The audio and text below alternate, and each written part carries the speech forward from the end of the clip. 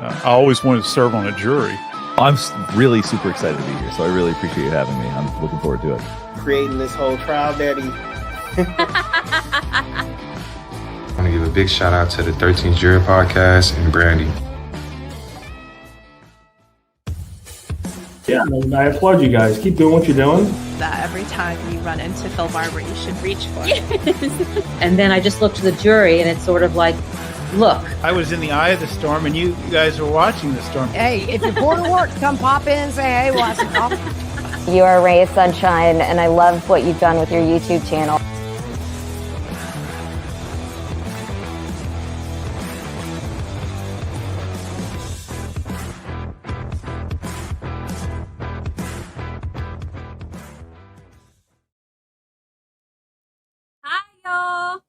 Hello, jurors. Hello, friends.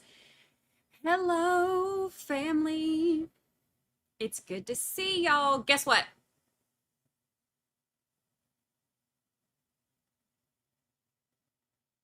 A juror spoke out. We have juror information.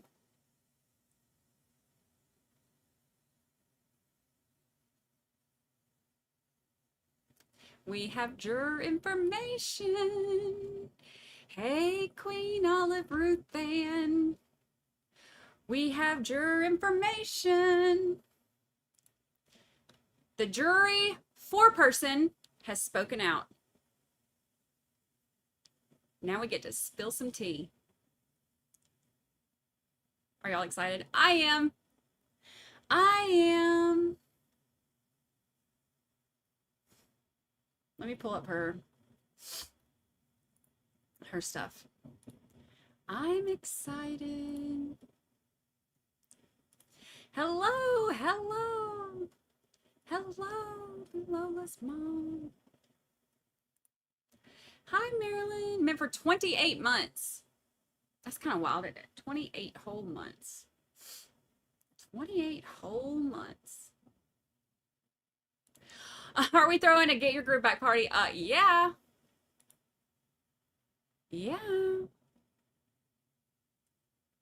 Style. Why is that one? That's the one I'm used to. Or that one. What do you like? That one? Or that one? That one's too bubbly. That one's too big.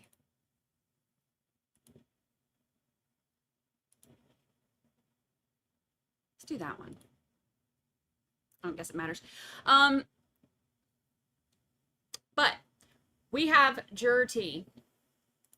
Let's have a party. Get your groove back party. All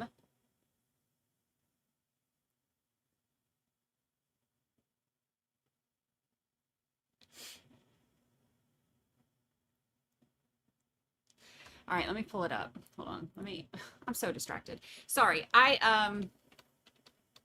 me get my life together.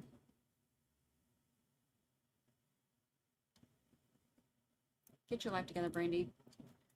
All right. Let's see.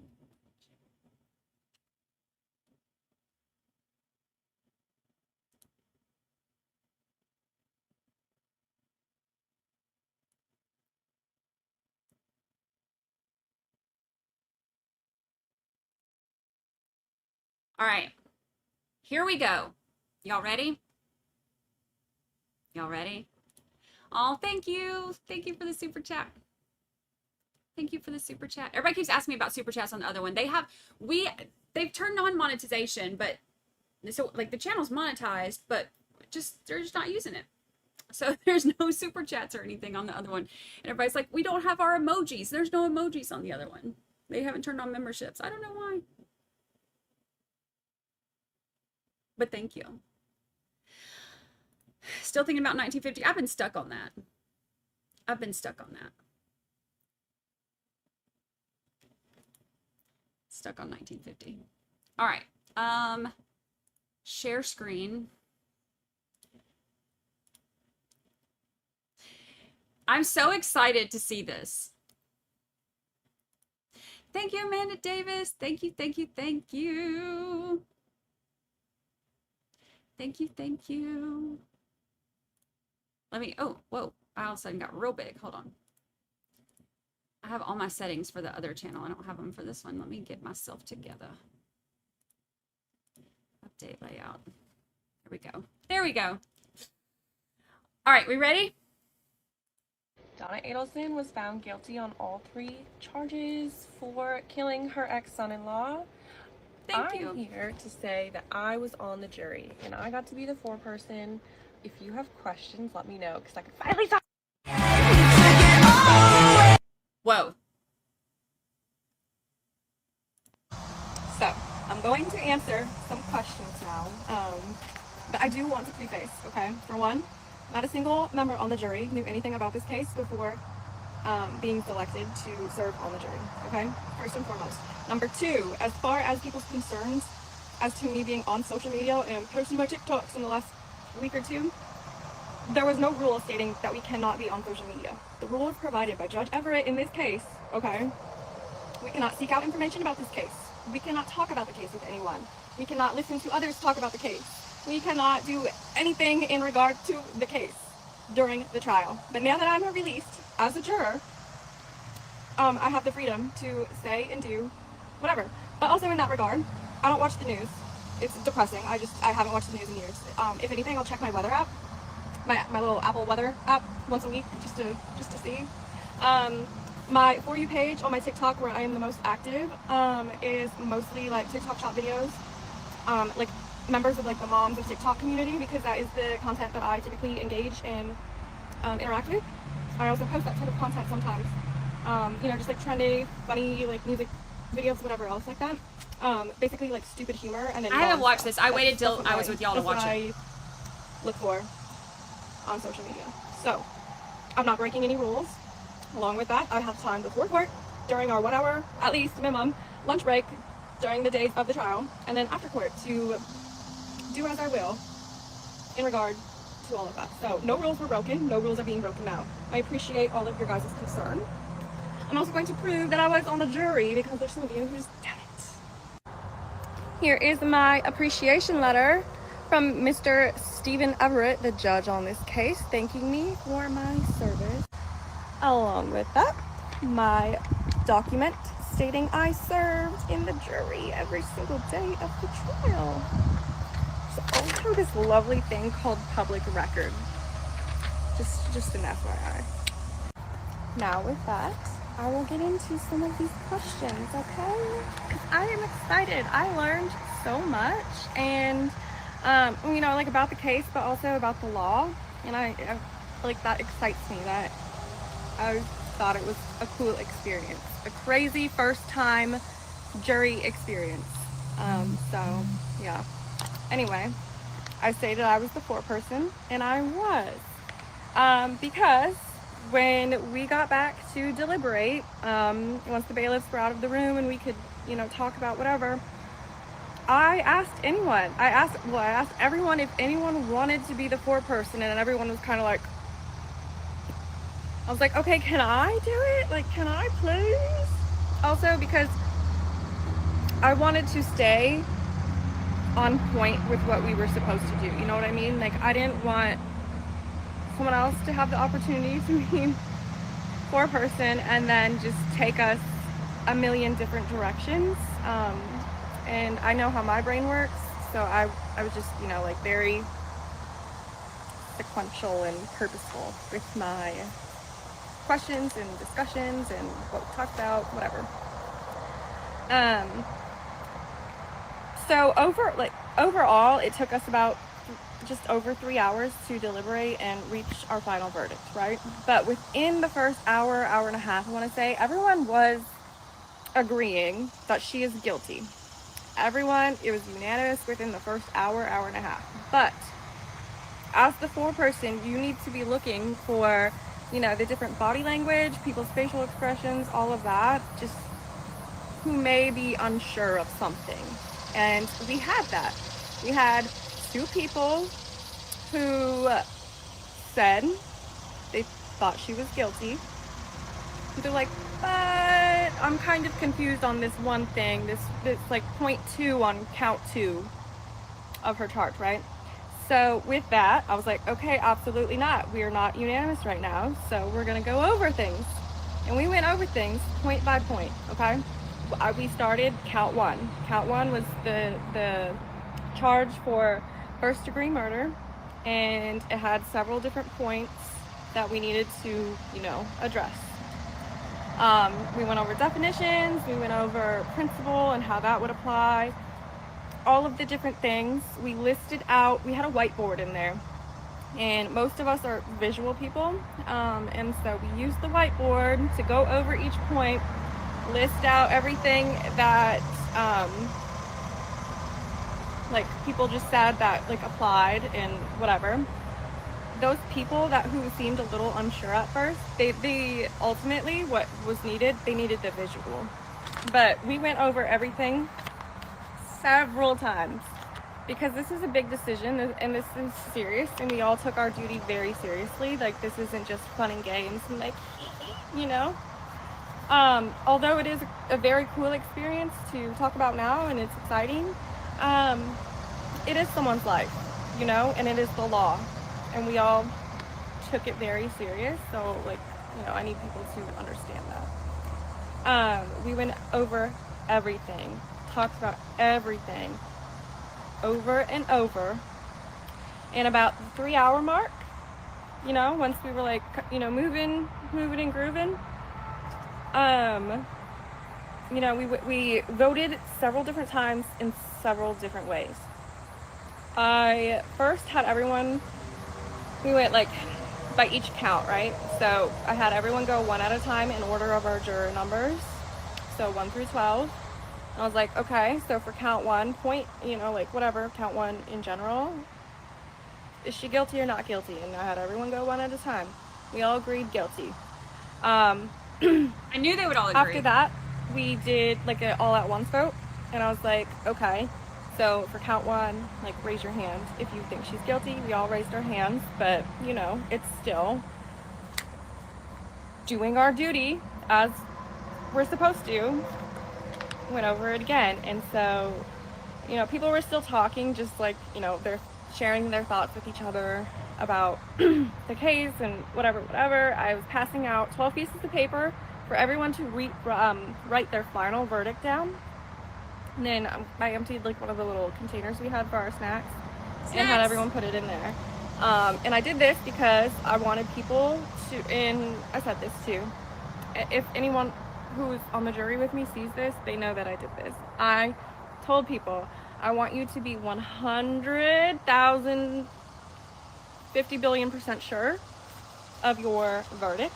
So I want people to write down what they honestly feel and think based on the evidence and the law provided, and without feeling pressured to go along with what everyone else is saying. This is how we can be sure that everyone's on the same page. So write down your final verdicts. We'll go over it. All 12 pieces of paper said guilty. And before I filled out the final verdict form that we had to fill out, we did one more vote. And I went around and everyone needed to tell me out loud and to each other that they found her guilty on all 3 accounts. And that's what we did. And then, filled out the verdict form, signed and dated it, knocked for the bailiffs to let them know that we were ready once they got set up in the courtroom. We went out there, judge asked the foreperson to stand. That was me. I didn't show the jurors, but it was me. And I signed the verdict form, which I believe will be public record. But anyway, after that, he read the, published the verdict. And then, there was that outburst that we all saw. And we had to go back to the jury room, and when we came out, because the parties said that they wanted, Judge Everett went one by one, once again, with all of the jurors, and wanted to hear us say, under oath, that we find her guilty. And that is what happened. It was such a wild experience. Oh my gosh. I can't wait to share so much more. I can't wait for you to share so much more. Long story short, but also probably long at the same time. Yes, I do. And do I think she is next? Do I think Harvey might be next? Absolutely, I do. Now, the state hasn't said that specifically, but there's evidence showing that they were aware of what happened. And I mean, I had to think back and take my notes because, well, like write down new notes. We couldn't take the notes that we took during the trial out of that jury room. They get disposed after deliberations. Minor details. Now, if and when Thank you, Wendy. the state goes after Wendy, I think they will. I think it's going to be to a lesser degree. It's not going to be the same charges, only because she insulated herself from her family, from the situation very, very well. Very well. And she also played dumb very well. I feel like that's when we saw the acting that Miss Donna referred to previously. I love that she saw through Wendy's acting. I love it. I love that because we all saw through it. I was wondering if the jury would. And thank you so much, Wendy H. I appreciate that. Thank you, thank you. How happy are y'all that she saw through it? She plays that part way too good. So I do think that she will be next. I just don't know what extent. I don't know what she will be indicted on, but she was 100% involved. 100%. Because how would they know Dan's routine, right? Obviously they were given his address, whatever, but the killers, the hitmen, they would have needed some sort of insight as to where they can find him, like what he would be doing, all of that, right? It's crazy. Also, her whole testimony in her mom's trial, I don't remember. I don't remember 500 sips of water that has guilt written all over it. Anyone who knows anything about like interpersonal communication or body language, she's dripping in guilt. Okay, I honestly, I don't know how she sleeps at night, to be honest with you, but it's whatever. Neither here nor there right now. As far as did we discuss that in the jury room during deliberations? Not necessarily.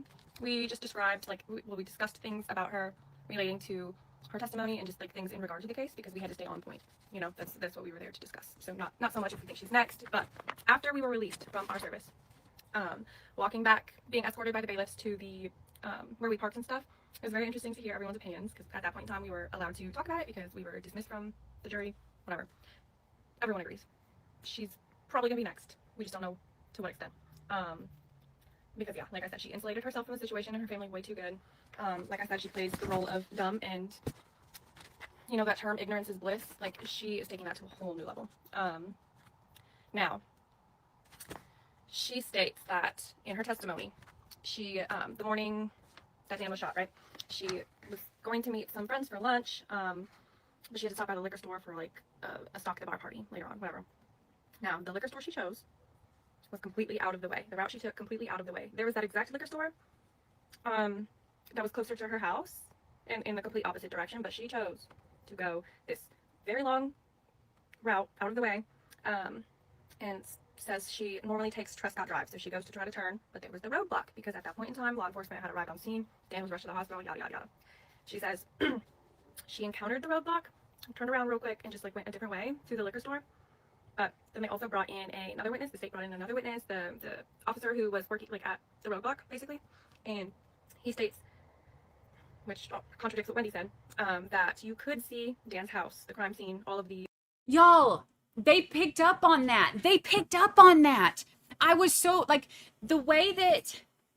Because those two witnesses were not, like, right back to back, you know? Or, like, that testimony was not, like, right back to back. So I was like, I wonder if they're going to pick up on that. And they picked up. She is smart. She is like picking up on. I love a young juror who pays attention. Love it. Love it. And she reminds me of like with her notes and her visuals, she reminds me of like how obsessive I would be if I were a juror. Thank you, Tuno, too. Thank you. Thank you for this channel and all your hard work. Can't wait for the next one. Thank you. She's awesome. I love this juror. I have already messaged her to interview her. The police cars and EMS, whoever else was there, right? You could see that from the house. I mean, from the roadblock. And whereas she claimed you couldn't see it. So, knowing that, he also identified her car in the trial during his testimony. He saw her car, and most people, you know, like when they get to a roadblock, they, you know, gotta turn slowly to get, you know, like, we're like, oh, what's going on, like processing it. No, she like whipped in and out right? And now knowing that she could see the house, and she didn't make any calls to the daycare, to Dan, to check on him, the kids, no calls to law enforcement to see if anything was okay. I mean, like, come on. It just doesn't add up. It doesn't add up at all. What else do I have? And then her ex-boyfriend, Jeff Lacasse, testifying. Now, granted, I will say, I think it's very weird that she told him about the hitman thing in confidence, and then he didn't report it. But, you know, again, what are you gonna do at this point? But that's one thing, you know, like, towards the end of their relationship, they were discussing, you know, like, the relocation thing, because apparently that Wendy always talked about that, and like the divorce file, yada yada yada. And she said, well, can I tell you something in confidence? And she said, yeah, you know, my brother looked into that hitman thing, because at that point in time, he was there to witness a joke from Charlie, like, oh, a TV is cheaper than a hitman or something like that. I'm getting off track. Anyway,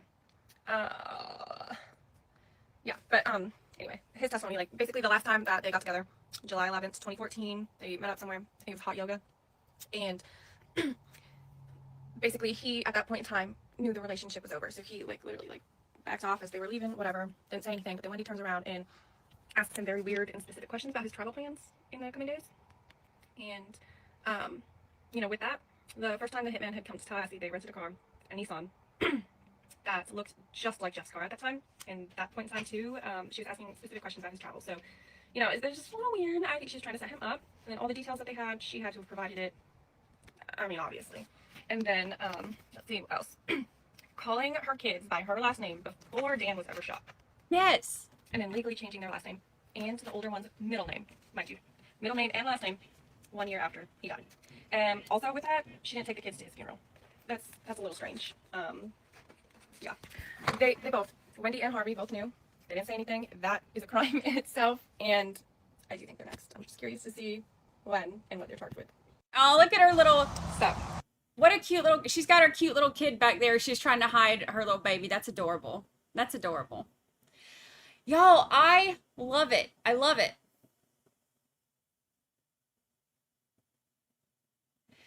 I've already messaged her because I want to interview her.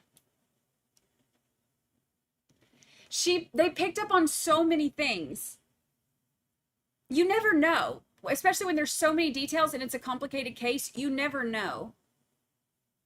And I didn't know like what they were or were not going to pick up on. But see, she has 2 kids that are around the same age as Wendy and Dan's kids when Dan was killed.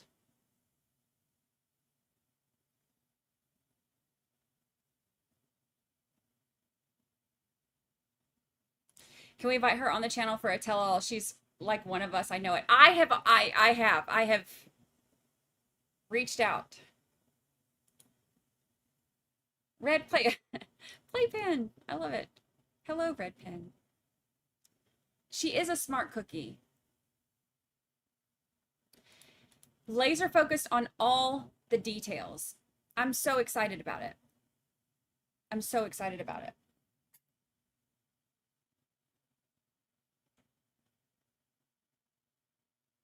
I really wondered if, because there were certain things that I was like, are they going to pick up on that? Are they going to put that together? And dang, she did. Love that she's the 4-person. Love that she likes visuals and takes lots of notes and she picks up on details. Love her. Love everything about her.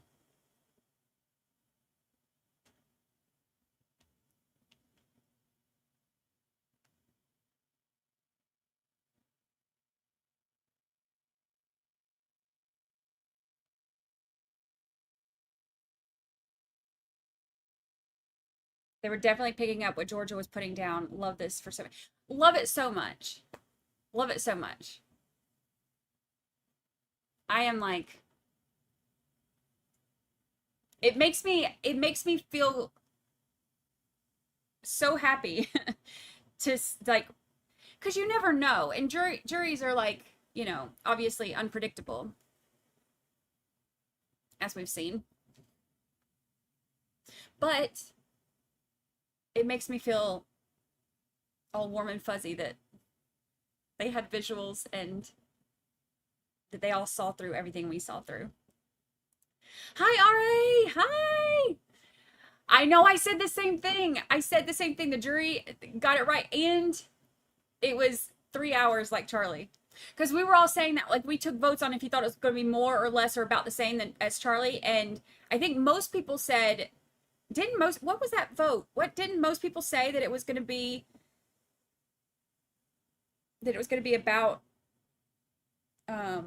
about the same? So I was so excited. Very, very cool. And happy memberversary. It's our anniversary. I really hope the haters don't do what they do and dox her or make her life miserable. I just worry Donna will pay someone to dig up her personal life and find out she lied on her jury questions or something. I don't think so, because the thing is, I think that Donna can't really do anything anymore, because this juror has beautiful teeth, so she shouldn't have anything to offer. Because Donna's going to be so monitored now, and Harvey does not seem like the type that would do that on his own. And then as far as like just random people, this is not like the Karen Reed thing where, you know, everybody hates each other. This is one of those things where we all hate the same family. Hate's a strong word. We all dislike and would like to hold accountable the same family.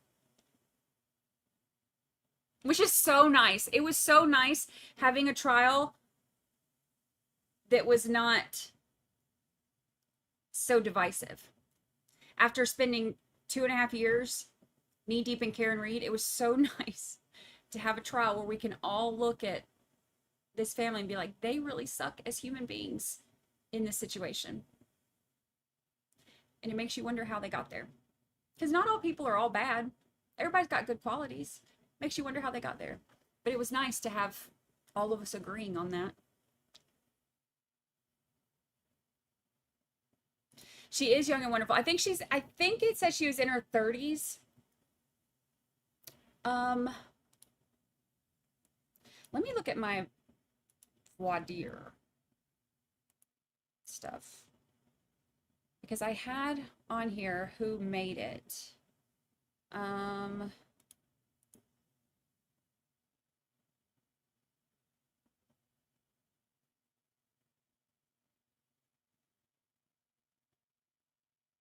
Okay, let's see. This one, I think it would have to be this one. Sales account manager, married with 2 kids, 4 and 11 months. She lived here for 5 years, 7 years leadership experience in sales and CSR world.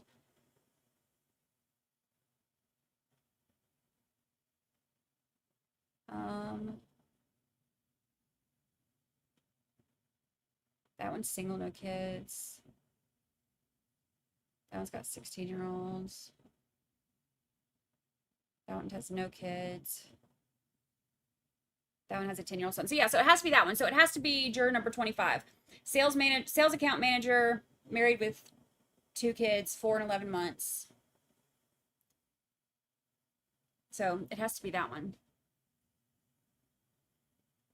And she was in her 30s.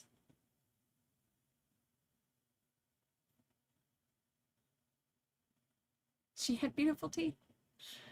Yeah, Harvey's trying to book him a ticket. He's trying to figure out how to do it. He's used to Donna doing everything, so he's trying to figure out how to do it now.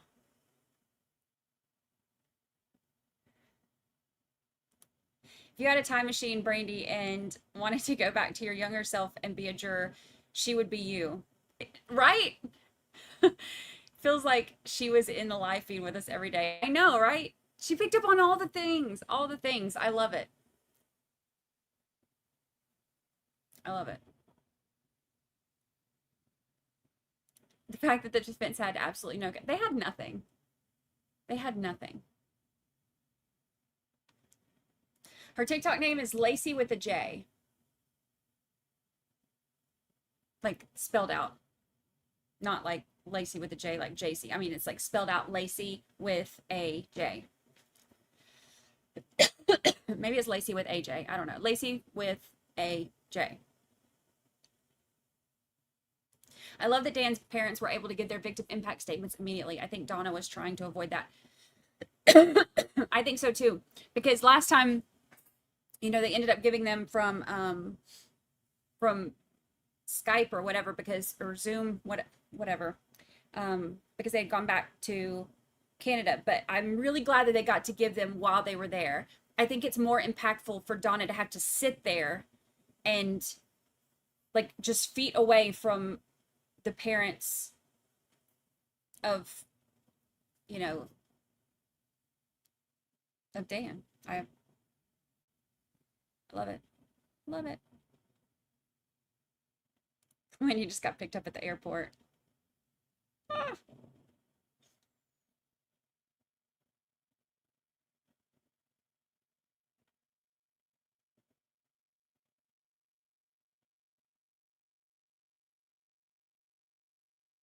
Georgia definitely gave the Wendy is next vibes in the press conference. I know, because the whole stay tuned thing, I thought that was so funny, because that's what she said last time too, was, you know, when we were out in the hallway after Charlie's, she said, when people were asking about it, she was like, stay tuned.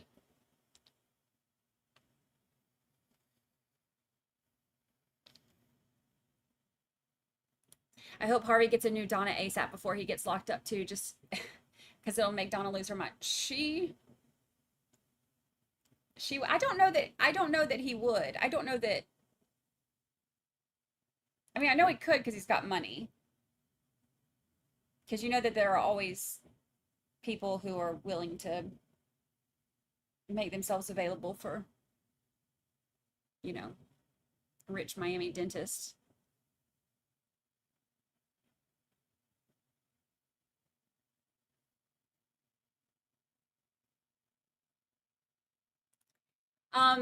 They're allowed to be on social media and TikTok. They're just not allowed to like look up anything in this case. Like it would be unreasonable to tell them that they're not allowed to be on social media at all. But there's nothing, like she described that one in the first one, that like, you know, there's nothing on her For You page that was about this trial. She didn't have anything on her social media about this trial. You can be on social media, you just can't be involved in this trial talk. Now, if she were like in comments on stuff and, you know, commenting on YouTube videos and stuff like that, that would be different. But she's allowed to be on social media.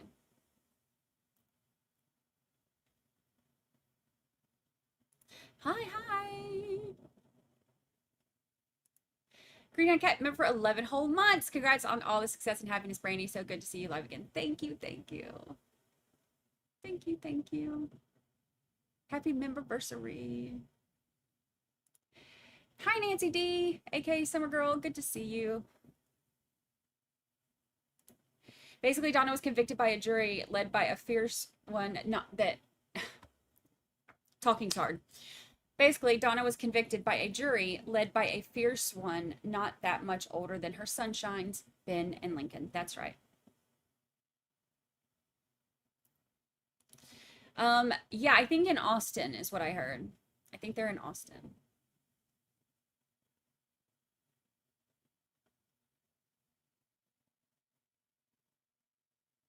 Yeah, she was very specific about it because it is a big deal. Like if she were on social media talking about the case, then that would be a problem, of course. So we watched Charlie's testimony in his trial on RAs, and it was so fun seeing you in the back in the gallery, biting your tongue and sitting up. Man, it was hard sometimes. There were sometimes when I wanted to go, "You're full of crap." But that's not allowed. Because y'all saw how Judge Everett acts if you have an outburst in his court. And I was not about to have an outburst in his court. But I sure was staring down the jury, watching every move they made.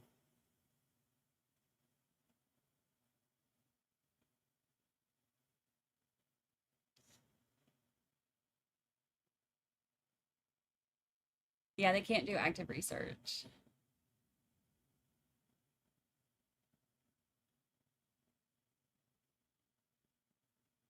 Her shaking her head during the Markel's impact statements infuriate me too. Oh man, it made me so mad. I was like, ugh. And then I watched parts of it again this morning when I was writing the recap for Crime Junkie, and it made me mad all over again. Made me mad all over again.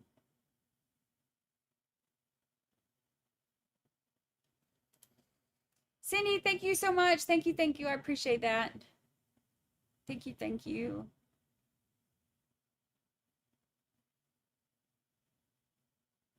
Does anyone else think that Judge Everett was still pissed that Donna tried to have him removed from this case? You know, Donna's been a nightmare since the beginning. Even, do y'all remember last year before Charlie's trial, he ordered Donna and Harvey to appear at the courthouse because they were supposed to come in, like they were like avoiding it. And they were supposed to come in. And then the attorneys, like the week before the trial, the attorneys finally agreed to take them off the witness list or whatever, but they were avoiding it, like coming in, and he had to like put out an order to make them come there. And the only reason they didn't have to come there is because the attorneys ended up dropping them from they both sides agreed they weren't going to call them.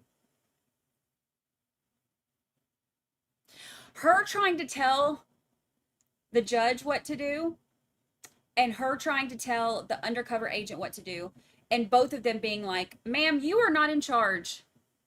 That was like the highlight of the whole trial for me, other than the conviction. That was like the trial highlight for me. It was amazing. Hi, Denise. Hello, hello. My favorite part of Mr. Markel's statement was the tradition of wishing people to live to be 120 years old. I'm Jewish and make that wish too. Aw, I love that. I love that. I loved him. He was awesome. And I loved his question at the end too, when he's like, I just have one question. Was it worth it? And I was like, oh.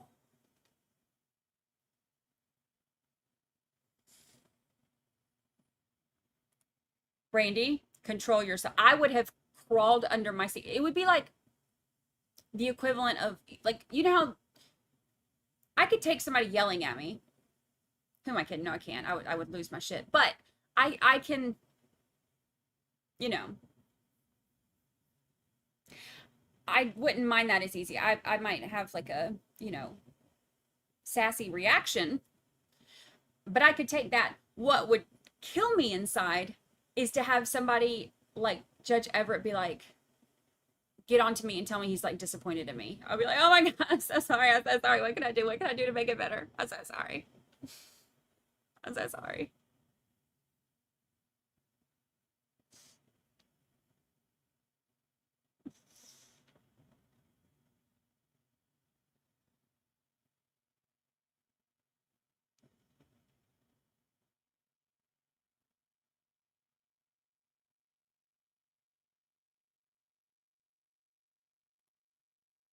Megan Easton, happy memberversary. Happy memberversary. 26 whole months. I guess I actually live here now. Yep. Yep. Dr. G just put up a video about Donna's behavior during the verdict and Markel's impact. Oh, I gotta watch that. Ugh. She's awful. Who are you to say shame on you, Brandy, for giving this narcissist? Get off my channel then. Who do you think you are? First off, I can do whatever I want to on my channel. This is my channel. This is at Brandy Churchwell. This is my channel. Second of all, everybody who is interested in the justice system wants to hear from jurors. We want to know what they're thinking. So yeah, I'm going to look at it. Yeah, I'm going to watch it. I'll watch it again if I want to. I don't know who the hell you think you are saying shame on you, Brandy. The hell out of here. I ain't had enough sleep to deal with people like you. Mons, we blocked that person. Shame on you, Brandy, giving that. I'll watch it again.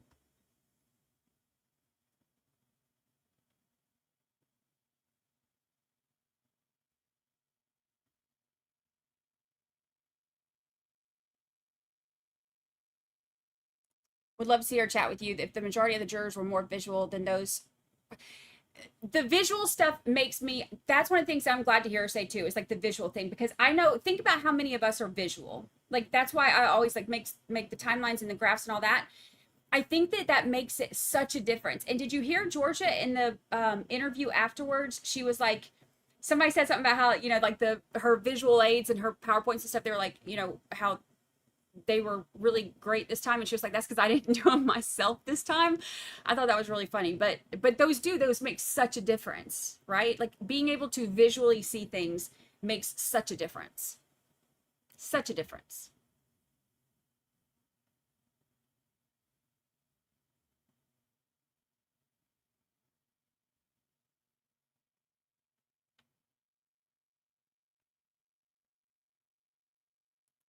Where's Lucy? I think she's over in the window looking at watching the beach.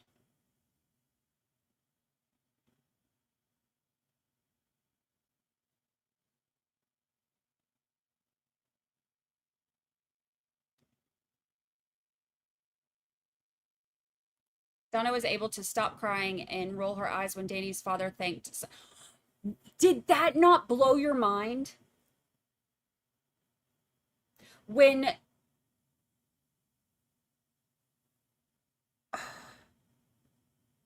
y'all, I was like, how dare you? How dare you? Poor Rob. You could tell that he was like torn up inside having to be there. And I think that his testimony was so important. And I got really frustrated when the defense tried to, at the end, like in the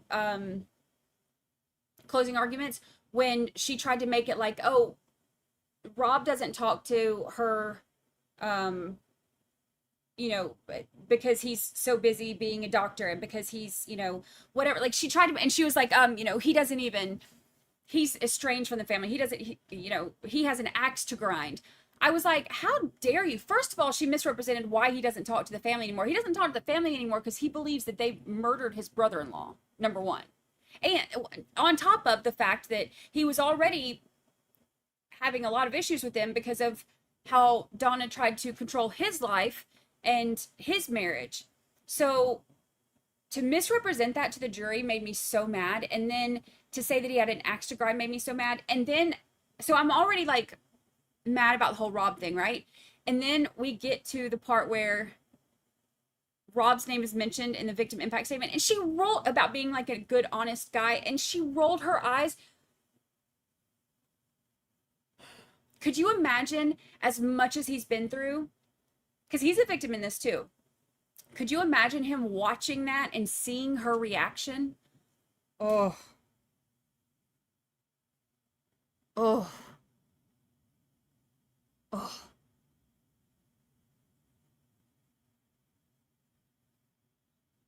Oh.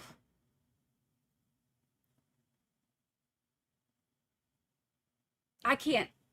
I feel so bad for him.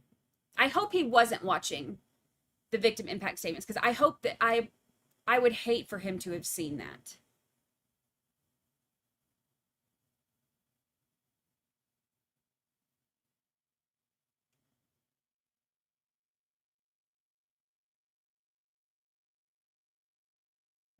I love y'all too. Have you texted Kat? I haven't texted her. Or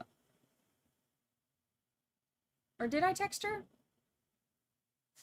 I said something to her about, I asked her if, or maybe I put it on her comment on her video. I don't know. I said something to her about, I was like, have you, you know, were you able to make it out of the crafts out? Because, you know, she was like, she had gone to, remember she told us in chat, she was like, I'm going to go to Michael's to get some yarn. And so she was like at the craft store when this was happening. So I asked her, I was like, you know, did you make it out of the yarn aisle?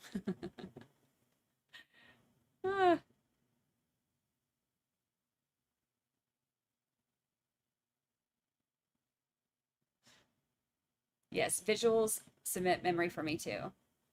I used to, when I was in college, when I would take notes in lectures and stuff, because lectures are just a bunch of words. That doesn't do me any good. So I would like take notes or whatever, and then I would have to take those notes and make my own visuals from them. Same way I do with trials now, actually. I'll take notes as it's going, and then I'll have to take those notes and put it into like a more cohesive, like visual thing, because that's the only way that I can comprehend it.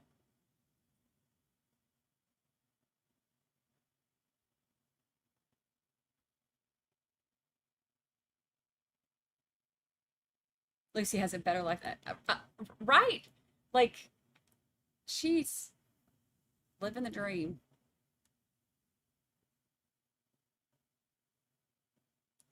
I'm not convinced it was an eye roll. What do you think it was? It looked like an eye roll to me. I watched it again because I was like, because she was like, oh. I did not see any tears either. I tried to look because we were talking about that while it was happening last night. Everybody's like, where's the tears though? I think it was more like anger and frustration because she thought that she was going to. Do you really think she thought she was going to get off? She had to have known better, right? I wonder if she thought that like in the beginning, and then if that changed as it was going and she saw how terrible things were going for her. Or if she like actually thought that she had a chance of getting off.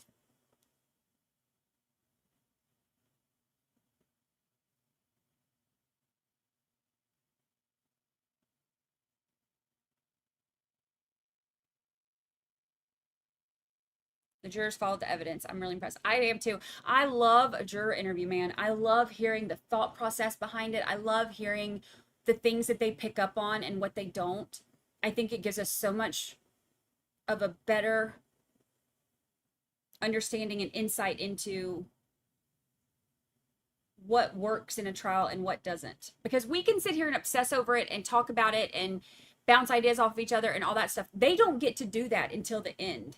You know, so it always makes me so curious about once they finally get to that point and they're finally able to talk about everything, what stands out to them and what doesn't. So I love it. I wish every juror in every trial ever would always give us some insight. I'm not gonna lie, I've watched her reaction to the verdict way too many times, right? Hello, hello.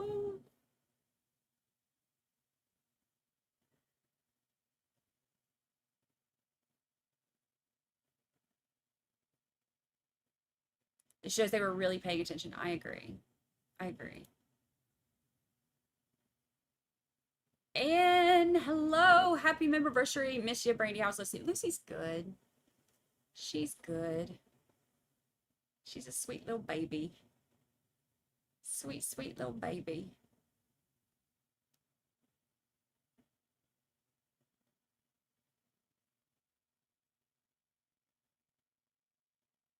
Don't think she used a single tissue for those crocodile tears.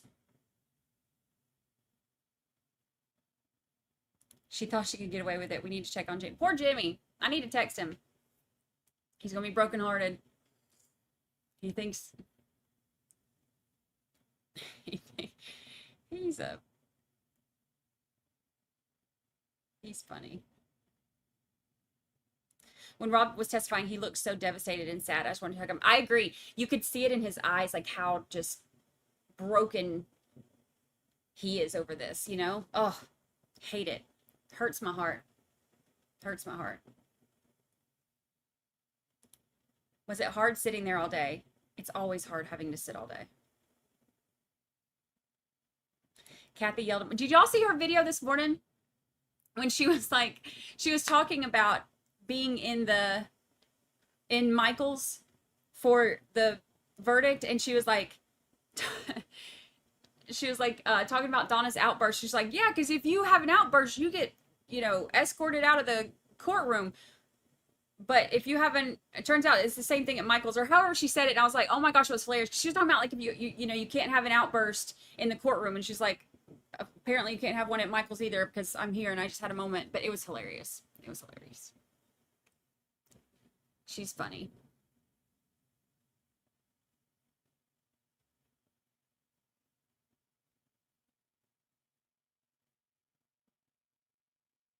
The body language guy said fake tears, real anger. See, that's what I was thinking too.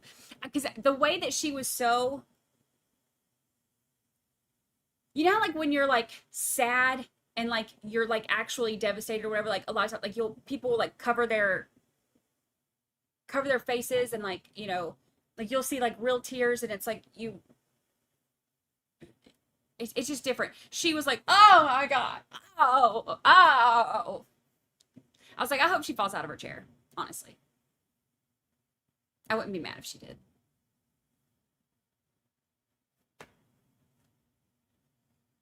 The powder donut was a really good example. It was, and Jackie did not like that. Jackie didn't like it. Old Jackie Fulver, she didn't like it. She was like, this isn't cute. This isn't powdered donuts. I was like, Heifer, are you talking about banana bread? What? Like, banana bread with chocolate chips get brought up every 5 minutes, but powdered sugar on donuts, that's where we draw the line. Like, that's a step too far. Okay. All right. Okay.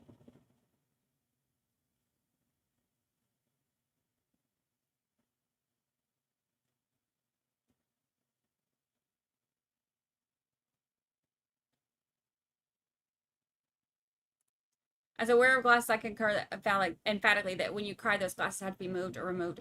She can't see. Yeah. It wasn't genuine. It was genuine anger and disgust that she didn't get away with it. Linda, happy memberversary. Listen, Linda. Happy memberversary. Happy memberversary. You'll need to watch Dr. G's assessment of Donna during the verdict and beyond. I will definitely watch it.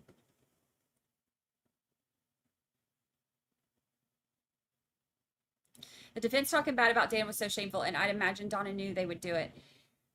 She looked like she was enjoying it. When those two attorneys got up there and were talking shit about him, she looked like, talking junk about him, she looked like she was like enjoying it. She was over there like, ugh.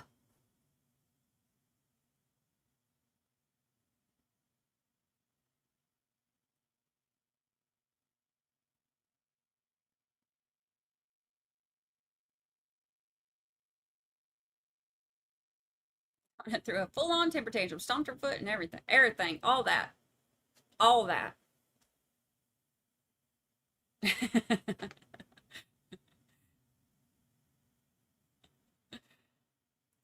Desserts are my metaphor, Jackie, probably. And I'm free. That video that I made, did y'all see that video? I can't play it because it's got Tom Petty on there, but it was funny. Not that Linda. You the good Linda.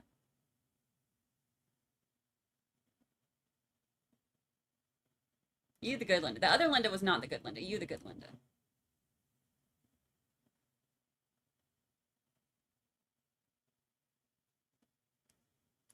Hi, I am not the juror foreman. We watched the video of the juror foreman speaking out at the beginning of this.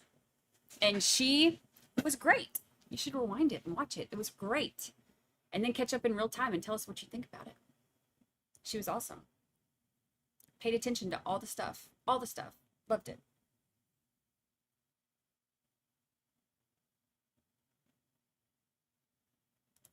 Tosh, thank you for gifted membership. Thank you, thank you. Thank you.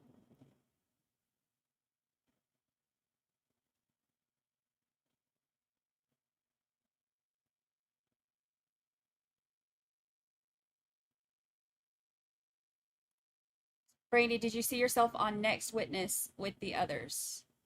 On what? On Next Witness? What is that? What? No. What am I on? What am I on?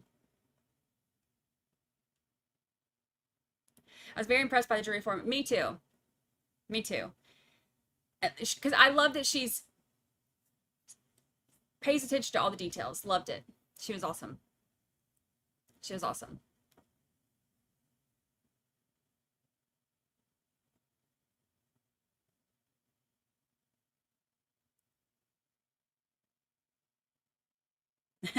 Had to make up for missing the whack-a-mole, whack-a-troll.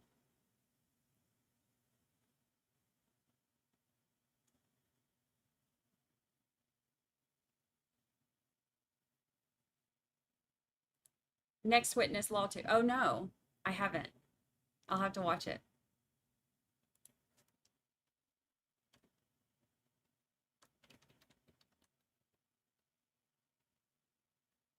I'll have to watch it. Oh, she takes a channel where she takes all the reactions of LawTubers and merges them. Oh, I love that. I'll have to watch it.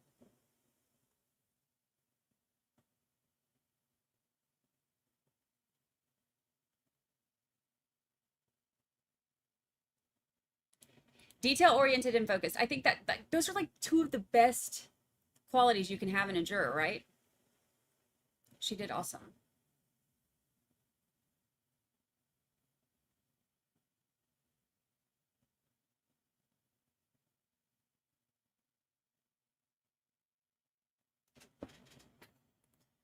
Wendy's not going to risk a flight. I wouldn't be surprised if they spotted her trying to get deported, then playing dumb.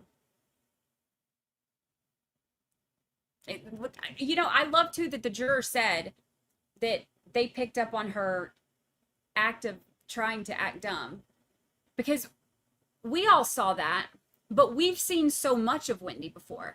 All they got to see was just her on the stand. So I love that they caught up on that, because don't you wonder about those things? Like somebody mentioned, you know, like what she would have thought about Jen McCabe's testimony. That's something I always wonder, like the testimony that we watch where they're like, oh, we think they're full of crap.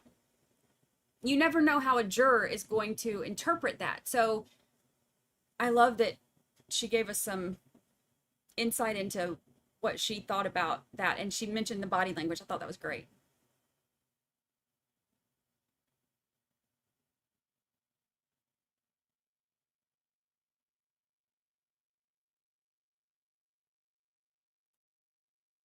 Dan, thank you so much. I love Next Witness. I'm almost caught up on all of them. You have to watch. I will watch.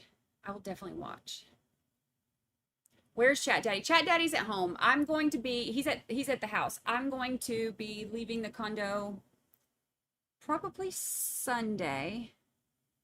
And then, so I'll see him again Sunday. Tomorrow I'm going to spend the day with my kid and my mama. And then I'm going to go back Sunday. So I'll see him on Sunday.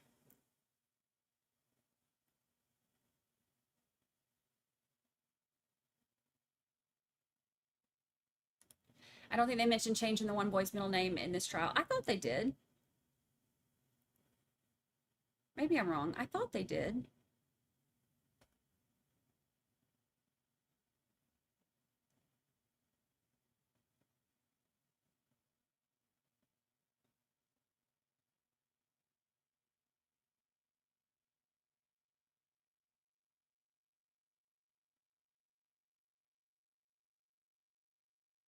Wendy will for sure PJ out of here. It wouldn't surprise me if she's trying.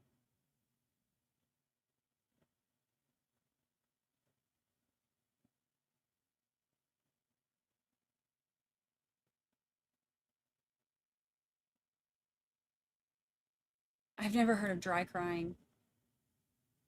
How's my kid's birthday? It was good. We haven't really got to celebrate a whole lot yet. On his actual birthday, he went out with his friends, and then we were going to go to dinner last night, but then everything ran long, so we're going to go spend the day together tomorrow instead.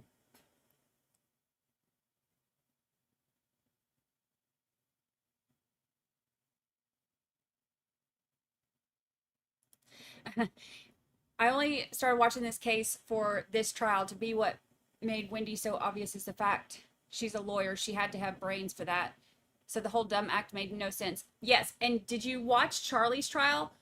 What was it that they asked her about? I think it was like contempt or something, and she was like, I don't know what that is, or I don't know what that means, or something like that. And we were like, bro, you're a lawyer. You're a lawyer. How do you not know that? I have 0 days of law school and I know that. How are you a whole attorney and you don't know what contempt is?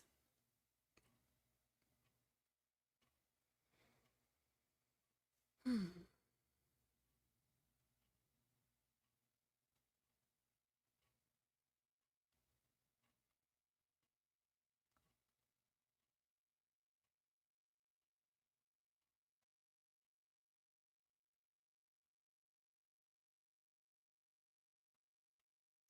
pretty. What day did Wendy testify? I'm almost positive she said something about it. Was it day 2? I think.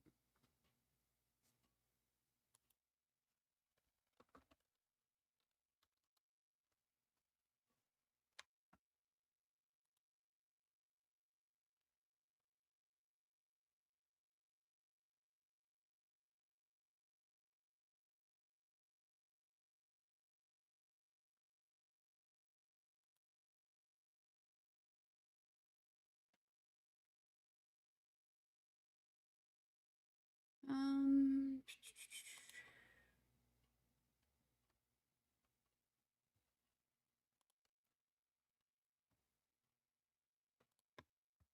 I'll look. I'm almost positive.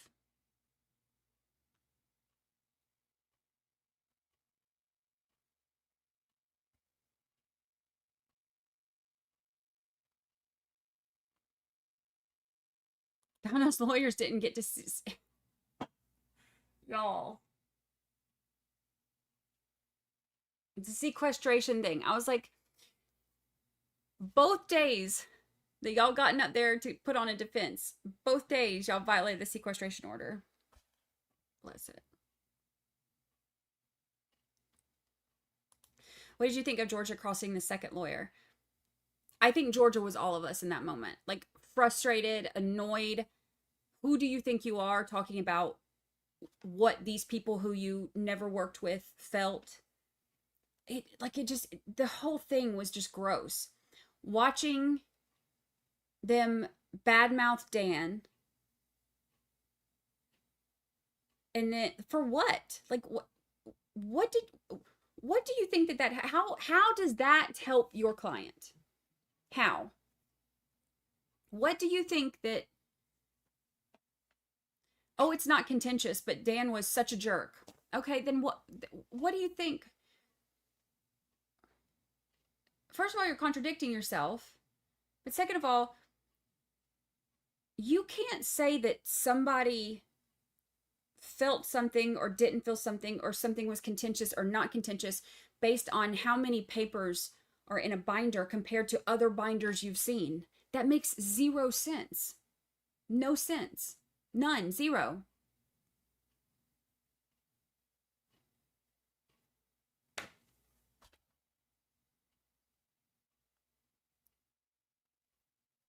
It makes no sense. Didn't Wendy say something in another trial like the state isn't going to arrest me? She said it in Charlie's trial. Yep. Sure did.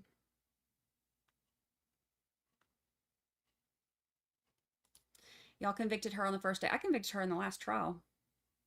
That's when I convicted her.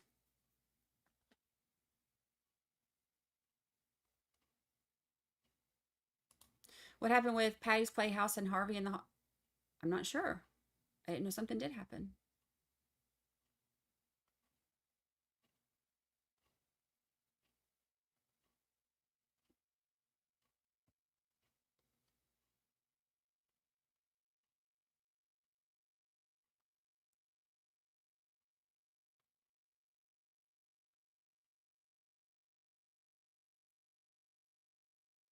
Should have been a change of venue.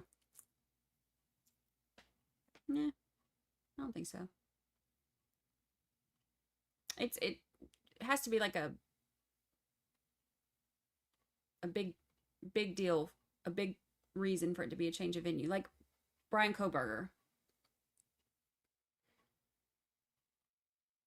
But this is a trial that happened, or a murder that happened 11 years ago.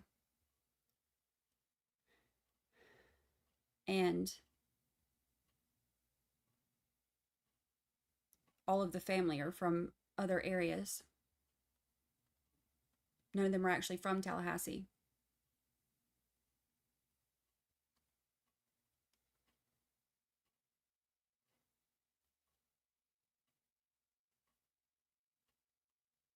Rivera saying it was Wendy who wanted the hit instead of Donna was very telling to me. I also think Wendy and Katie associated together a lot more than she... I think that they did too. Because remember that one picture of them at the beach? Charlie wasn't there with them. So, like, do you ever just go to the beach with... and hang out with somebody you barely know? Why am I having flashbacks to Karen Reed when... Never mind. If you know, you know. I think that they were closer than they let on to. And with the Rivera saying that it was Wendy who wanted the hit, I think that that could potentially be telling, but I also don't put too much weight into that because he only knows what he's being told. So, you know, if Katie's telling Sigfredo, who's telling him, you know, like, hey, I don't, you know, we're killing the ex-husband of some lady because of the kids or whatever, you're automatically going to assume it's her. Like, it didn't seem like they were given a lot of details, so I think it could potentially be telling, but it's just hard to know because of the game of telephone of, you know, how the story got told to them or what details were told to them or whatever.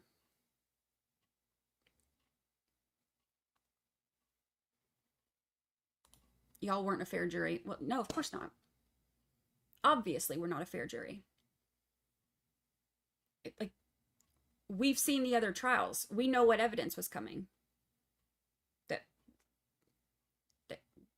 obviously, none of us would ever have been picked for that jury because we already knew. We know all the things that aren't allowed in. We know all the things that jurors aren't allowed to know. All the things. We heard the jail calls.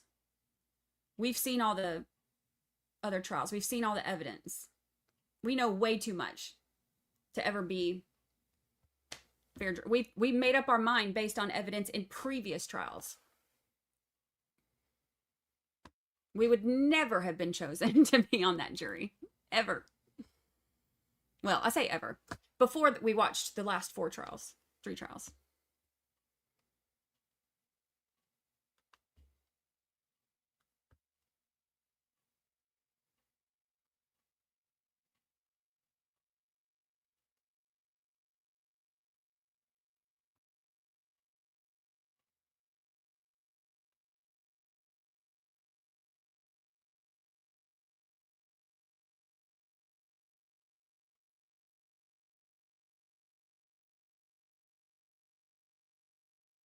I missed your 26. Oh, hold on. Let me find it.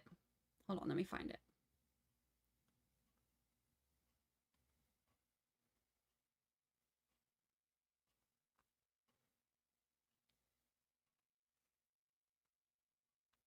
There it is.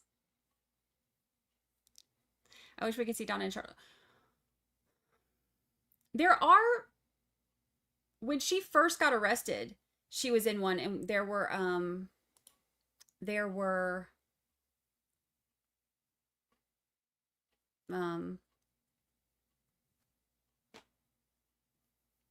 videos or whatever from her hearing where she had on one, wasn't there? If I remember that right. Or did I just like dream about it? That could be it too.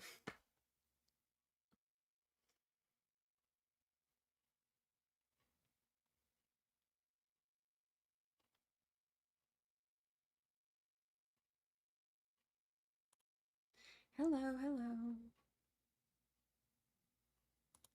So you don't think him being a professor at the college had any influence on the decision? No. Not even a little bit.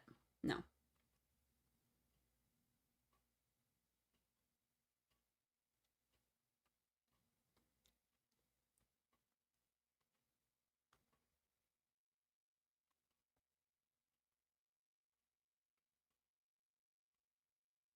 Can you imagine living in a luxurious high rise and all of a sudden living in a jail? Mind-boggling, right?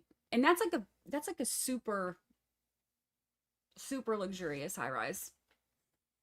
And that's like a super not luxurious jail cell.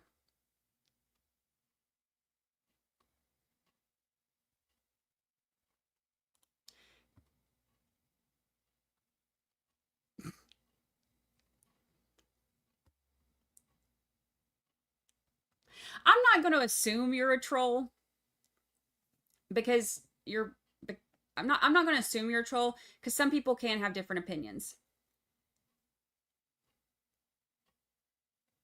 But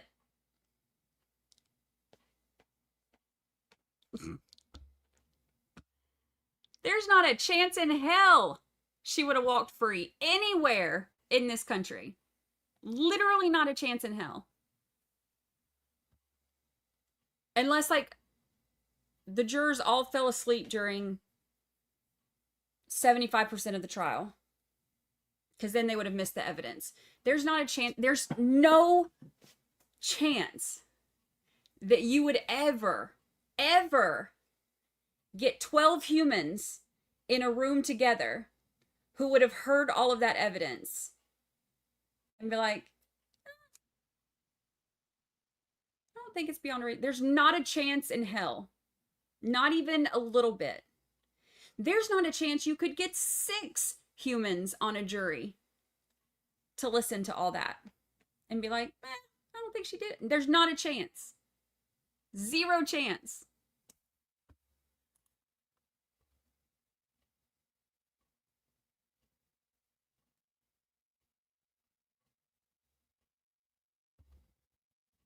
Wendy, are you on the way to Vietnam?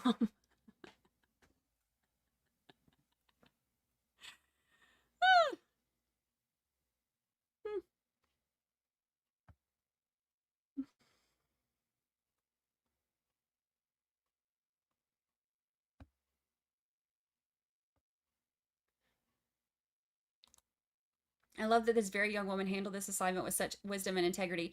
She did every one of her fellow jurists a huge service by being able to have 0 regrets. I know. And she does look young, but she is in her, I think the thing said she was in her 30s, but like early 30s or something. But she does have, one of the things that was on her was like she had leadership, like I think like 7 years leadership experience or something, like with whatever her job is. So you can tell that from the way she's talking, like the things that she's saying, you know.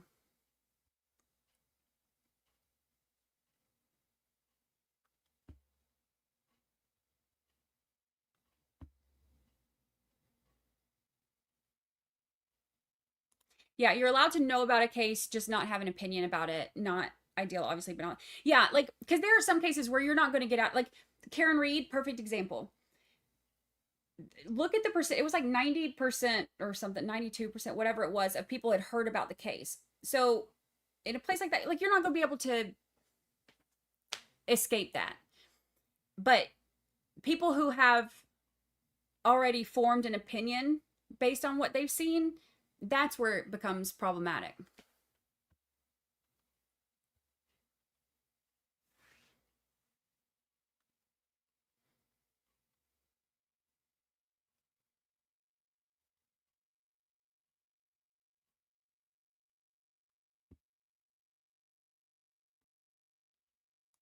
If Wendy isn't going to do anything stupid, unlike Donna and Charlie, will they still arrest her? I don't know. You know, it's hard to say because as much evidence as we've seen, we haven't seen it all. So it's hard to know exactly what they have against her specifically. I feel like there are things that make her look guilty, make her look like she knew and she was involved. There are a lot of things. I think if this were like a civil case where it has to be more likely than not that she, you know, knew about this plan and whatever, then I would be like, yeah, it's more likely than not that she knew about it. But based on just the evidence we've seen, it's not beyond a reasonable doubt for her at this point. But we don't know what else they have.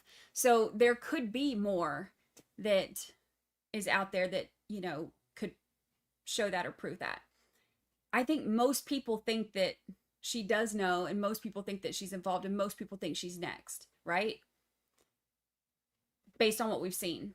But what we've seen, in my opinion, if I'm a juror, would not be enough to push me over that reasonable doubt. That's a big standard for good reason. If you're going to take somebody's freedom and put them in prison, it needs to be a very, very high standard. And beyond a reasonable doubt is a very, very high standard. So do I think that she knew about it? Heck yeah. But is there enough evidence against her specifically? We know there's plenty against the rest of them. we knew there was plenty against Donna after Charlie's trial when we heard all that stuff come out. And then during this trial, there was even more, right? After Charlie's trial, I was like, okay, now we have enough for Donna. But after this one, I'm like, now we have more on Wendy. But is that enough? I don't know. Y'all let me know what you think. For me, based on what I've seen, it wouldn't be enough for me to, even with my dislike and even with me thinking that, thinking that she knew, it still wouldn't be enough to push me over it because it is such a high standard.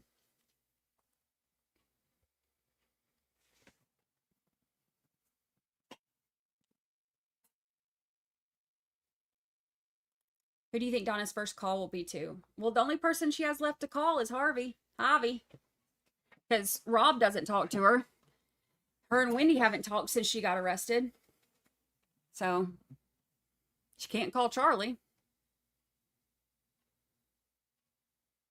I mean, maybe Annie.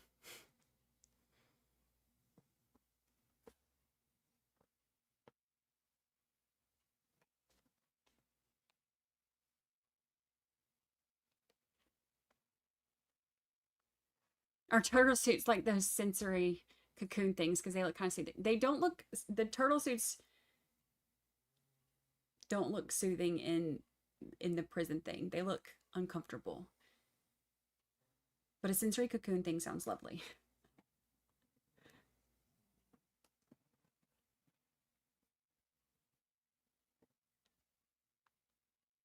Also, Wendy was cocky and said she wouldn't be arrested in Katie's. Oh, was it Katie's trial? I was thinking she said that in Charlie's trial.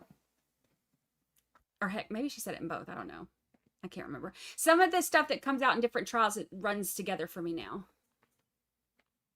I'm behind on chat because I'm trying to read everything y'all are saying because I love hearing what y'all have to say. Most of you.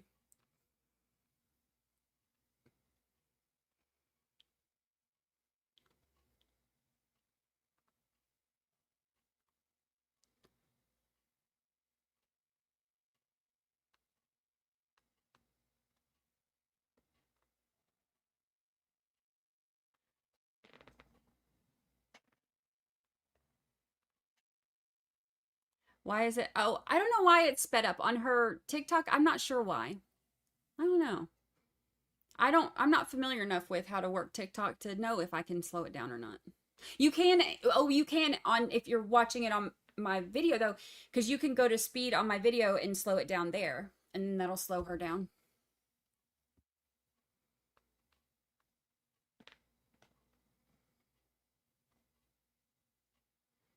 I really want to know what the jury thought of the snacks. That's the hard-hitting questions we need answers to, right?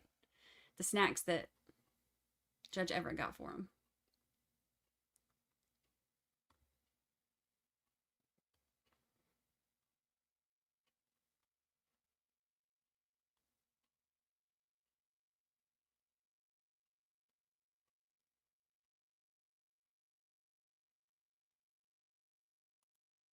Wendy should have left right after testifying. Didn't she sit with Harvey for a minute? The victim bashing was horrid.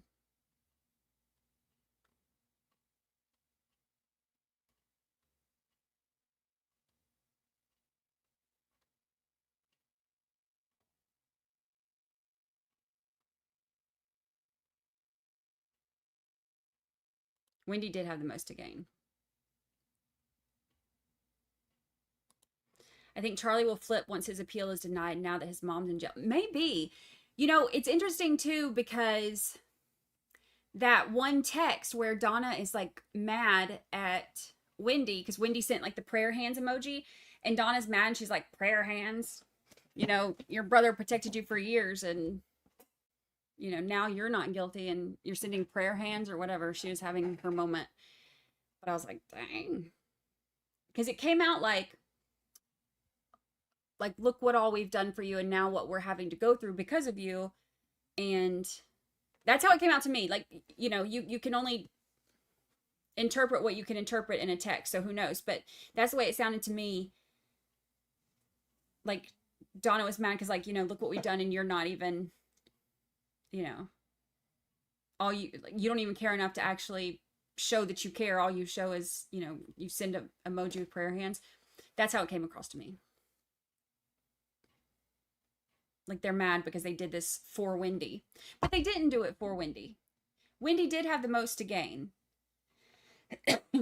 Sort of. I mean, Donna, like financially, obviously she did. But Donna was obsessed with having them down in Miami. She, like they said in closing, she decided what was best for everybody and then didn't care about collateral damage. So it makes me think, you know, I think she's the type that does something for someone, but really does it for herself and then tries to make it out like, look what all I've done for you.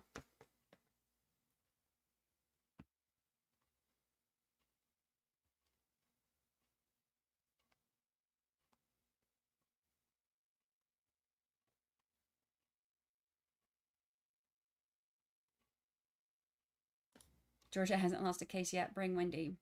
She's very meticulous about it. I love her tabs. She has all the tabs. All the tabs.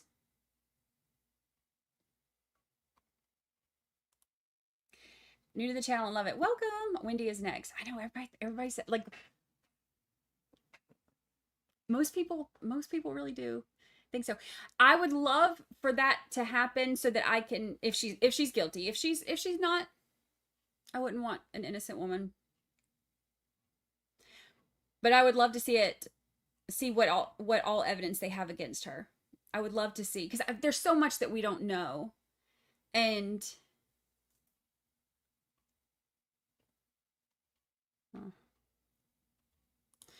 heard through the grapevine that there is more evidence under seal not brought out in any trial yet. Yeah, there are multiple things that are sealed and we don't know anything about them. And I'm too nosy for that to be okay with me. I would love to know what all the sealed information is.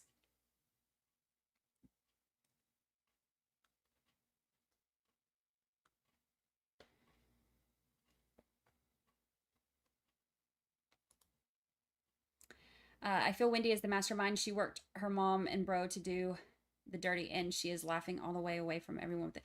You know, do you think that she helped play, or do you think it was kind of like she said it in motion, was like, you know, I need plausible deniability, so you handle this? Or do you think she was like involved? I'm curious to know what y'all think.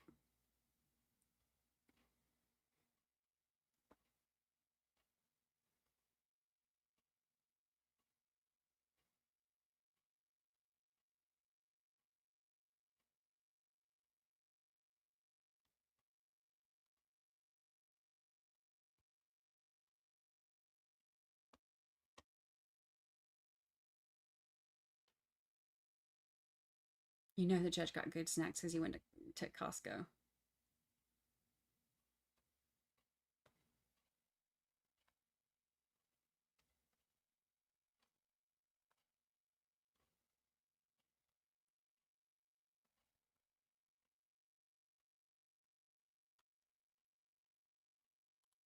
How can you be so excited about sending someone to prison for life? Satisfied, yes, that there was justice, but excitement, I am very excited. I am not excited. I'm not like, oh yay, she's going to prison, woo! I am excited because this has been 11 years coming for the Markells, and I am excited that they got to have that moment in court where they got to read their victim impact statements and say exactly what they wanted to say. And Donna had to listen to it, and she's being held accountable for something that she never thought she would be held accountable for because she felt like she was untouchable. Her and Charlie both did. You can even hear in the bump, you know, not the bump, in the wiretaps, when they're like, oh, it's the police that are listening in. And then they're like, oh, this is great. This is so great. Because they think that they're above it all. And that is so hard to watch. And so having them be held accountable is exciting. No, having them be held accountable is the satisfying part. Having the Markells have their moment and knowing that this is something that they've been waiting on for so long, that's the part that makes me excited. The prison part is not the exciting part. The prison part is the hard part, not for Donna, not for Charlie. That's part of, you know, make your prison bed and you gotta lay in it. The part that sucks about that is all of the other people around them who aren't involved who are now impacted by it, like the kids. Sandy Harp, member for 19 whole months. Thanks for all you do and a fun post-trial chat. I am glad to have it. Happy memberversary. Happy memberversary.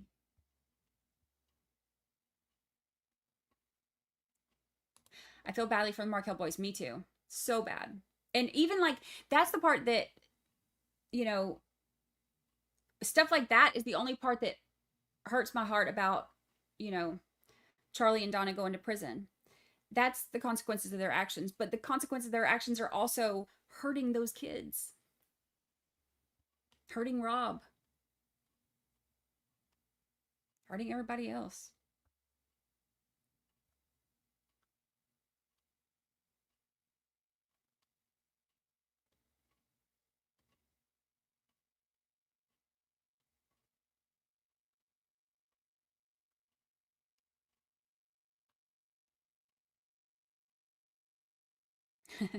Brandy needs to market herself as a jury consultant who trades jury-friendly charts in exchange for tea. I would love it. I would love it.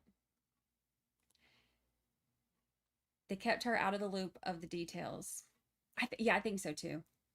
I think she knew generalizations. Like, she knew like, oh, it's going to happen at this time.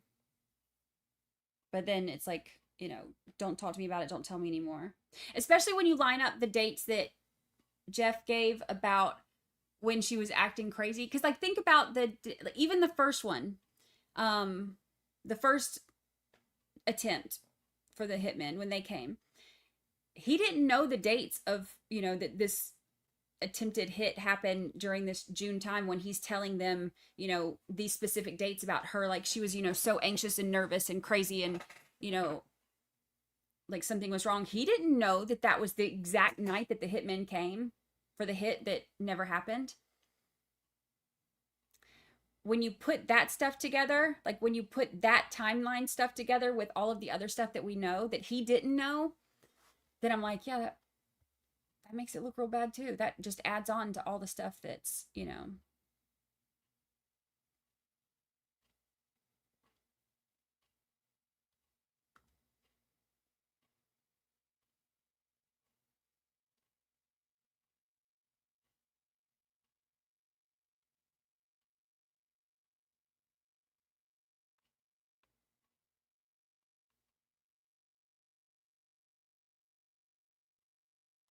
No one in Miami knows Dan's routine without Wendy's assistance. Yeah, and remember she was at her mom's house when she sent him that text saying, are you going to be home July 14th through the 18th, which are the days, you know, obviously the days that hitmen went up there and killed him.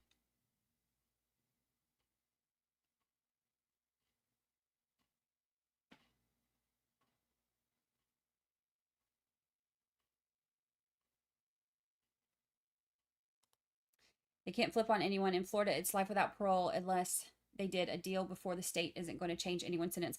Katie is asking for it. That's why she turned state's witness. She said she's wanting to do the right thing too. But she is hoping that, I think she's applied, or she's already applied for it, hasn't she? I haven't checked her docket in a while. But she is asking for a sentence modification. Do I think it'll happen? No. But she's trying.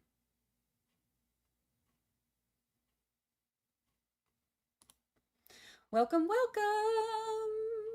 Hello, Fed Up.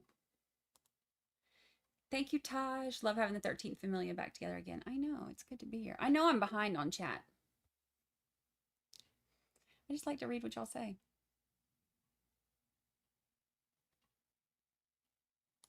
I'm excited because the Markel family are one step closer to having a proper reunion with those boys.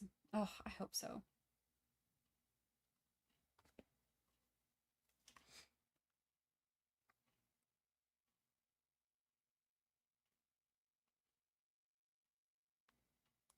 I think she knew something was going to go down. Zero details, but when.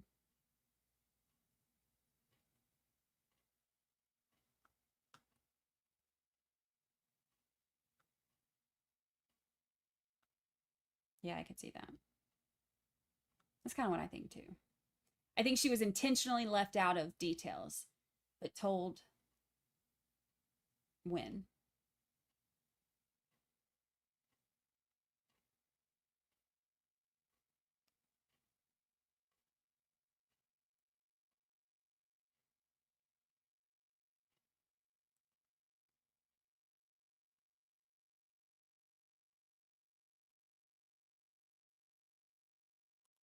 He said he's a dentist and they were gang members and the cops would believe them over gang members. Yeah, he was like, yeah, if they show up at my house and there's a dead gang member in my yard and they're talking to me, you know, and I'm a dentist, or oral surgeon or whatever, you know, who do you think they're going to believe?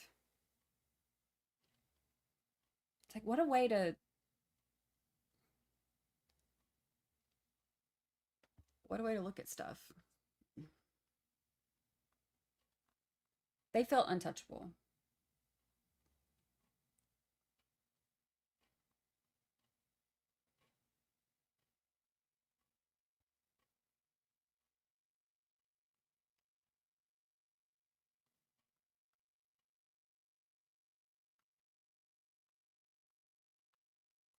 I believe Wendy was involved. She helped break the TV so she would have an alibi. Yeah, and then it sat there for a month. You know? Like, y'all got money. You don't have to have a broken TV in your house for a month. You don't have to make your boyfriend watch a movie on a broken TV to make sure he remembers it being broken. That whole thing was just bizarre.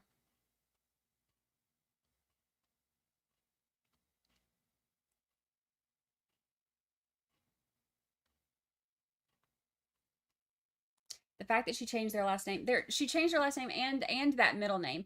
It really is like, when you look at everything, like they were trying to erase Dan completely from those boys' lives so early on. It is so sad to me because he just wanted to do everything he could to try to spend as much time with them as he could. And it just makes me so sad.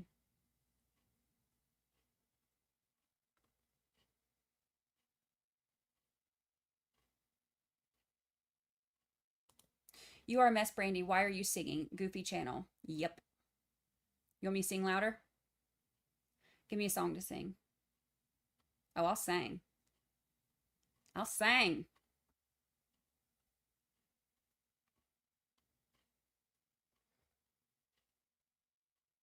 Forcing Jeff and the boys to watch a broken TV when there was a perfectly good TV in the house, right? And he even offered to buy her a new one.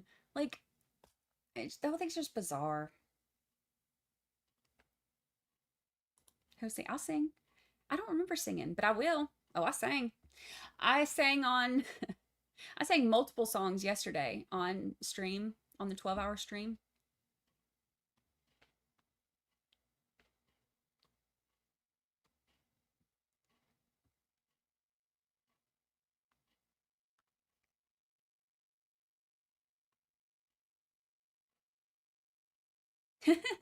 Once you found Jimmy an inmate, maybe you should set your matchmaking sites on finding someone for Jeff. Hopefully someone less psychotic than Wendy.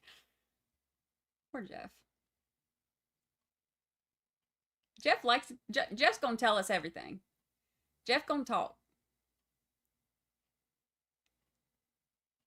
Jeff gonna talk.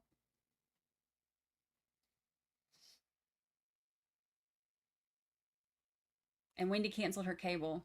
Yeah. Such emotional victim impact statements. I know. You felt it. Ugh. I was glad they had that moment. Long time coming. I hate everything that they've had to go through. You saying that her inverted headphones are like a baby trying to wear sunglasses lives rent-free in my head now. I'm glad it's such a free... I love that picture. The inverted headphones picture is my second favorite picture from the entire trial. Hello, hello, Dr. Patrice Berry, hello.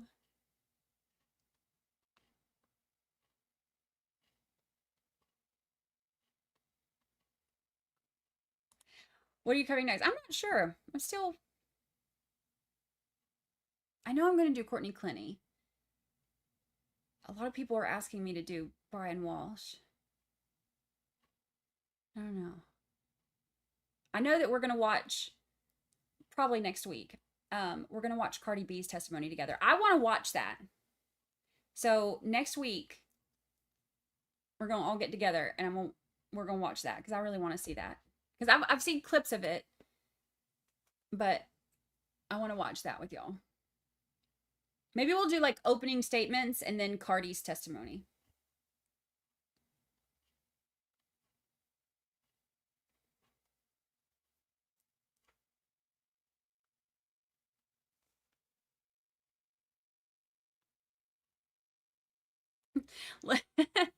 Little Shop of Horrors taught me 2 things. Don't feed the plants and never trust the dentist. That's hilarious. That's hilarious.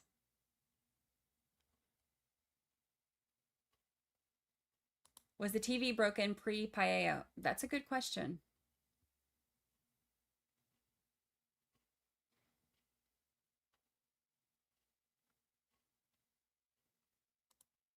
No. No. I'll scratch as much as I want to.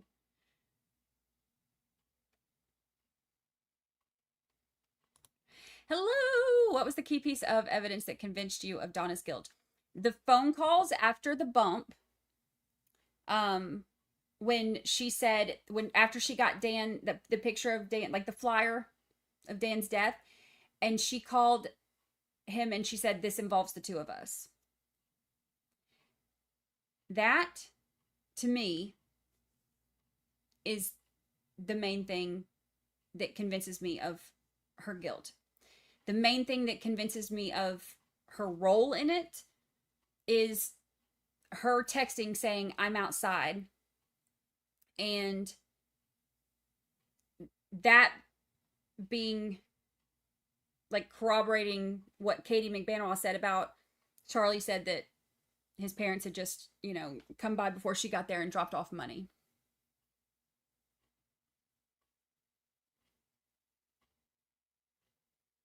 For me, those 2 things together, but the call saying this involves the 2 of us is like the biggest for me. Taste the biscuit. Taste the goodness of the biscuit. Tom Petty sing along. That would be great.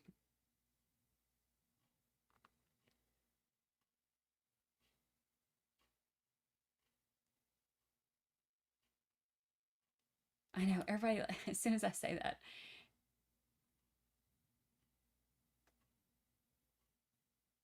And also, hold on, why are we, what?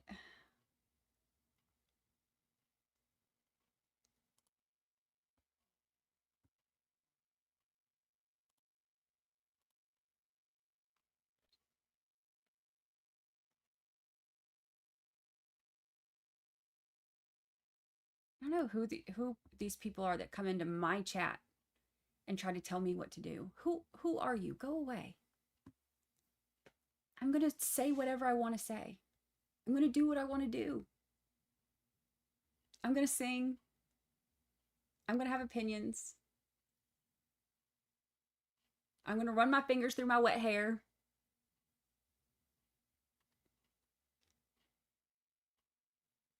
At Brandy Churchwell. That's me. That means I get to do whatever I want. You can do whatever you want. And we don't have to watch each other do it. So weird. So weird.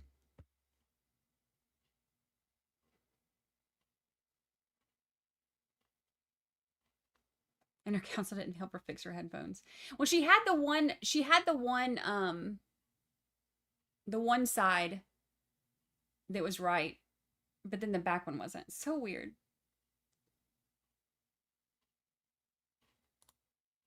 Yo, mama, member for 28 whole months. Finally caught alive, always on the replay. I'm glad to see you. Welcome. Happy memberversary.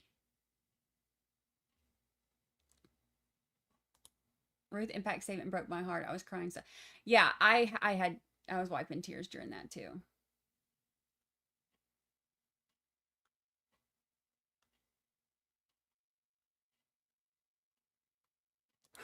Walsh is too straightforward and normal. Well, you say that, but with Proctor involved and all this stuff that they're trying to get kept out of it,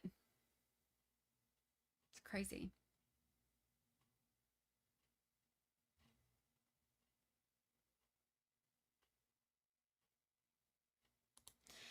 OMG, Brandy, watch openings, Cardi, the receptionist, the plaintiff, and closings. Okay. Hold on. Let me write this down because I'm not going to remember that. Hold on. Let me just take a picture of your chat because I'm not going to remember that. Okay, so we'll watch this. We'll do this together next week. Y'all want to do that? Yeah, we'll do it on this channel.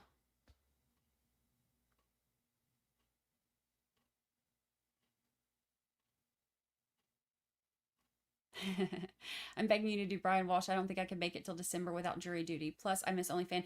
If we do it, that would be the main reason to do it, is for OnlyFan. Just so we can spend more time with OnlyFan.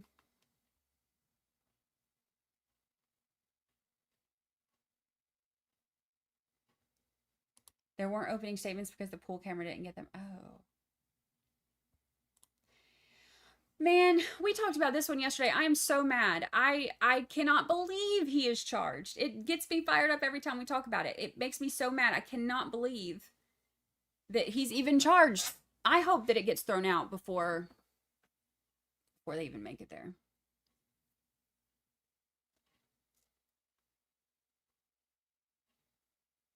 Courtney Clenny is December 1st.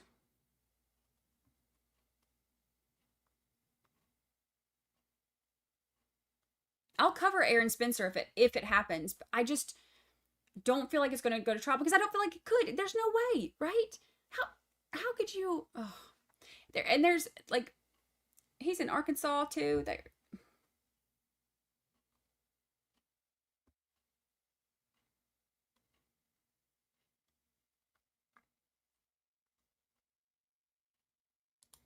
And Donna got to see Ruth plug her powerful book that exposes her worldwide. I loved that because of that one jail call where Donna was talking shit about the book. So the fact that Ruth mentioned it in the victim impact statement after Donna is convicted was incredible to me. I loved it. I loved it.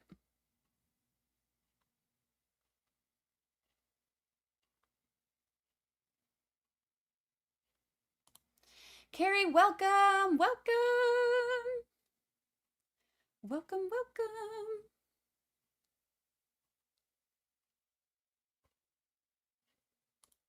Can I talk? Can you talk? Can you talk? Remember she's like, delete this after reading.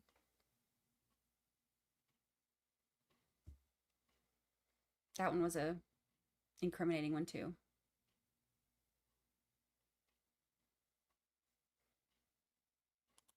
You can always talk. I always want to hear what you have to say. Cardi is a palate cleanser. I've seen clips, but I want to watch the whole thing. I think that would be fun for us to watch together. We'll do that next week. What was that about? She went to, so, okay, I think that, correct me if I'm wrong. From what I understand, she went to like an OBGYN, right? And nobody knew she was pregnant yet. She didn't want it getting out. So they closed it down for her to have privacy while she's there. Somebody's recording her. And then what happened? She tried to tell the person not to record her, and then the security guard got involved or something, and then the security guard got scratched and now is suing her for $27 million. I don't know exactly what happened. Ruth's book is very good. Alice, hello, hello. Hello, hello.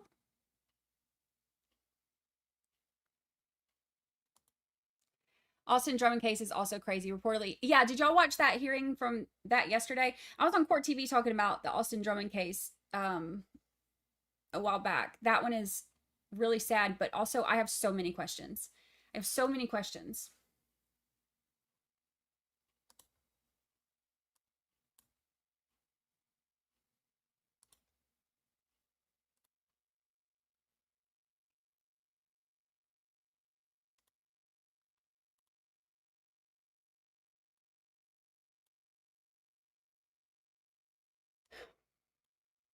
The sun's going down.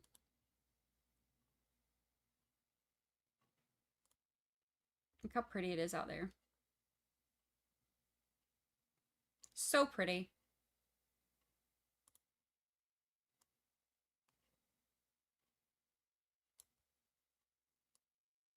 Cover my building. So pretty. Did you see Cardi throw the pen after the trial when a reporter asked her an offensive question? Yes.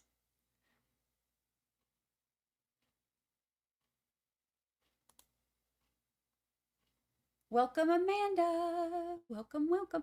The security guard really thought she would say, yeah, I think they're like, throw out these crazy numbers and they're thinking like, they'll just settle it to be done with it. She's like, oh, I'm gonna go to court. That's a stupid lawsuit. The plaintiff is a security guard that was recording Cardi. So it was the security guard who was recording her. And then how did the security, and then this, wasn't there something with the receptionist too? I don't know. Hi, Leah. Member for 2 whole years. Georgia said what gibberish meant. Why only 24 months? Why is it only 24 months? You've been here from the beginning. Yours should be 28 months.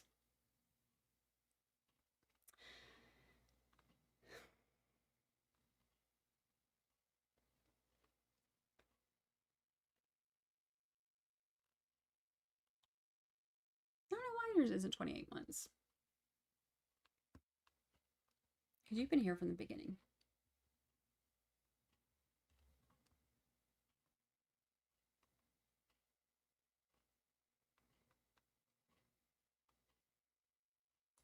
Oh, the receptionist was a witness for Cardi B against the security guard. Okay. I remember hearing that there was a receptionist there.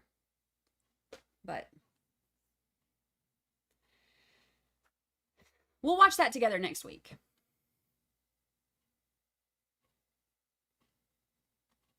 The security guard's the one who sued. And they were like, I saw the clip of the attorney asking, like, how do you know she's bigger than you? And she was like,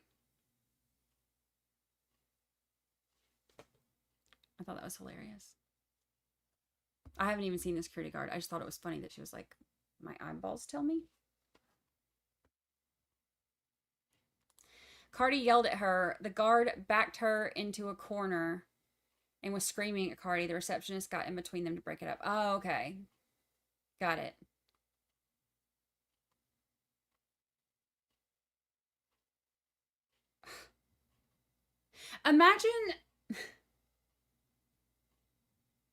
Imagine recording somebody who is at the doctor for privacy, like shutting it down for privacy. You're recording her, you get busted, and then you start yelling, like backing her into a corner. And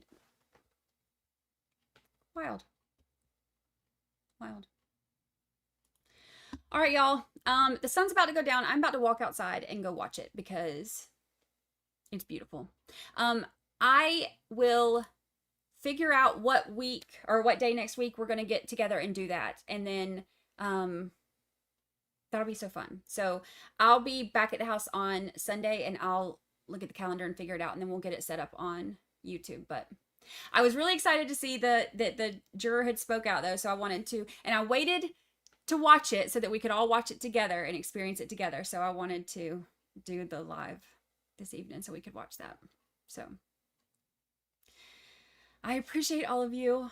Happy memberversary to everybody. Thank y'all for the super chats that you sent as well.